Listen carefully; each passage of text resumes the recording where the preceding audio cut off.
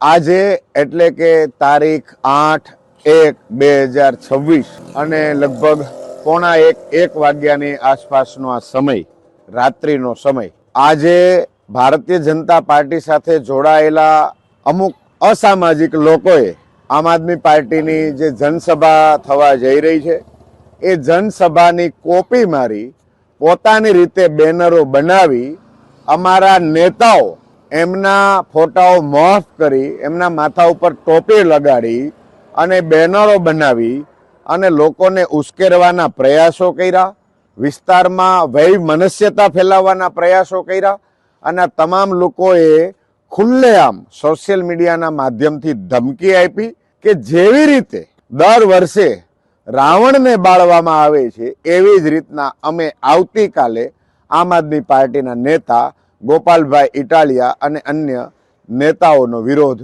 કરીશું. ત્યારે અમને એ સમજાતું નથી કે ભારતીય જનતા પાર્ટી સાથે જોડાયેલા લિંબાયત વિસ્તારના અને આ વિસ્તારના 84 વિસ્તારના આ લોકોને આટલી બધી વૈમનસ્યતા ફેલાવવાનો અધિકાર આપ્યો કોણે? આ વૈમનસ્યતા ફેલાવવાનો રસ આટલો બધો એમને શા માટે છે? આ બહુ સમજવા જેવું છે. આમ આદમી પાર્ટી આ વિસ્તારમાં આજે એટલે કે 8 તારીખે સાંજે 8 વાગે ગોડાદરા વિસ્તારના ખોડિયાર ચોક સાથે પરિવર્તન જનસભા કરવા જઈ રહી છે. આ વિસ્તારના ધારાસભ્યો, આ વિસ્તારના કોર્પોરેટરોના પેટમાં તેલ રેડાયું. એમને ખબર પડી ગઈ કે આ વિસ્તારના લોકો, રાજસ્થાની સમાજના લોકો આ સભાની અંદર જવાના છે.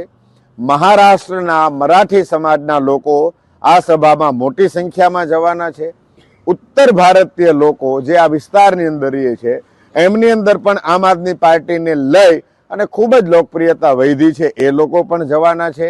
આ વિસ્તારની અંદર રહેતા ગુજરાતના અલગ અલગ સમાજના લોકો, આહિર સમાજ, દેસાઈ સમાજ, માલધારી સમાજ, આ લોકો પણ સભામાં જવાના છે.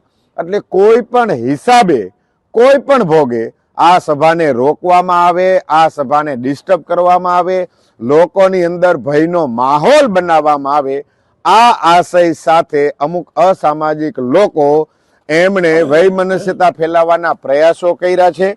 એ તમામ લોકોને વિરોધમાં અમારા આમ આદમી પાર્ટીના નેતા અને નવસારી લોકસભાના ઇન્ચાર્જ એવા શ્રી પંકજભાઈ તાયડે લેખિતમાં ગોડાદરા પોલીસ સ્ટેશનમાં ફરિયાદ આપી છે. અમે સૌ આમ આદમી પાર્ટીના લોકોએ, કાર્યકર્તાઓએ, નેતાઓએ રૂબરૂ માનનીય પીઆઈ સાહેબને રૂબરૂ મળી અને રજૂઆત કરી છે કે આ વૈમનસ્યતા ફેલાવતા લોકો ખોટા ફોટા મોર્ફ કરી અમારા આમ આદમી પાર્ટીના ખોટા લેભાગુ જેવા બેનરો જાતે બનાવી અને અમને બદનામ કરવાના આશય સાથે બેનરો બનાવ્યા છે. આ બેનરો કોણે બનાવ્યા, કોના કહેવાથી બનાવ્યા, આ બેનરો લગાવ્યા કોણે, એના ઉપર ટોપી મોફ કરીને કોણે લગાવી, આ વૈમનસ્યતા ફેલાવવામાં અગ્રેસર કોણ કોણ છે એની તપાસ થવી જોઈએ. એમના ઉપર કાયદેસરની કાર્યવાહી થાય.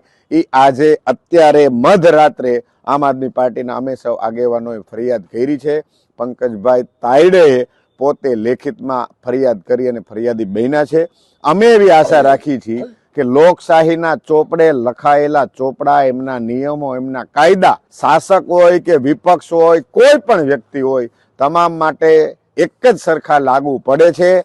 અને પોલીસ તંત્ર પાસે અમે એવી આશા રાખીએ છીએ કે જેમણે આવી વૈમનસ્યતા ઊભા કરવાના પ્રયાસો કર્યા છે, વાતાવરણ ડોળવાના પ્રયાસો કર્યા છે, એમના ઉપર કાયદેસરની કાર્યવાહી થશે એ જ આશા સાથે અમે આજે પોલીસ ફરિયાદ નોંધાવી છે. જય હિન્દ, જય જય ગરવી ગુજરાત.